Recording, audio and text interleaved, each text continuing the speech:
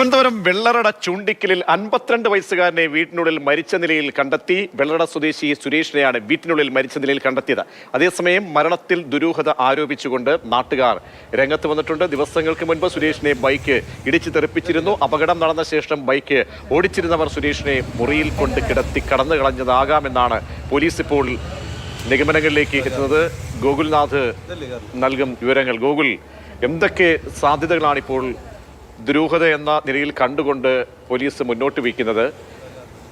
മൃതദേഹം ഏറെ ദിവസത്തെ പഴക്കം കൂടി ഉള്ളതുകൊണ്ട് മറ്റ് നടപടിക്രമങ്ങളൊക്കെ പൂർത്തിയായോ?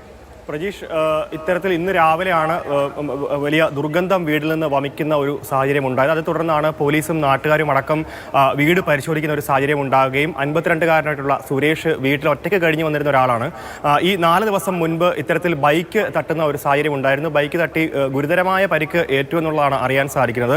അതേ സമയത്ത് തന്നെ ഇത്തരത്തിൽ ബൈക്ക് യാത്രികർ ഈ സുരേഷിനെ വീട്ടിൽ കൊണ്ടാക്കുന്ന ഒരു സ്ഥിതിവിശേഷമാണ് ഉണ്ടായിട്ടുള്ളത്. അതിനപ്പുറത്തേക്ക് ആശുപത്രിയിൽ എത്തിക്കുകയോ വേണ്ടപ്പെട്ടവരെ അറിയിക്കുകയോ ചെയ്തിട്ടില്ല. നാട്ടുകാരെ ആരെയും അറിയിച്ചിട്ടില്ല.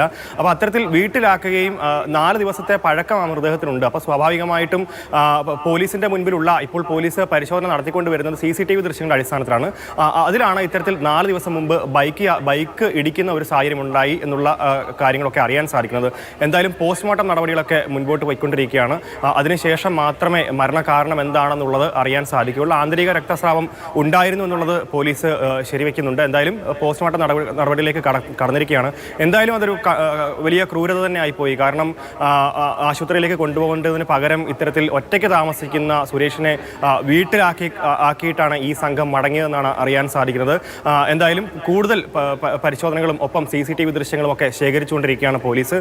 ഒറ്റയ്ക്ക് താമസിച്ചു വന്നതുകൊണ്ട് തന്നെ ഇത്തരത്തിൽ അധികാരികളെയോ അല്ലെങ്കിൽ ആശുപത്രിയിലോ എത്തിക്കേണ്ട ഒരു ബാധ്യത ബൈക്ക് ഓടിച്ചവർക്കുണ്ടായിരുന്നു. പക്ഷേ അതവിടെ ചെയ്തിട്ടില്ല. എന്തായാലും അതാണ് മരണത്തിന് കാരണമെന്നുള്ളതാണ് നിലവിലെ നിഗമനം. അത് തന്നെയാണ് നാട്ടുകാർക്കും പറയാനുള്ളത്. എന്തായാലും വലിയ ക്രൂരതയായിപ്പോയി. 52-കാരന്റെ മരണത്തിൽ ദുരൂഹതയേറുമ്പോൾ മറ്റ് പരിശോധനകളിലേക്ക് അന്വേഷണ സംഘം നീങ്ങുകയാണ്.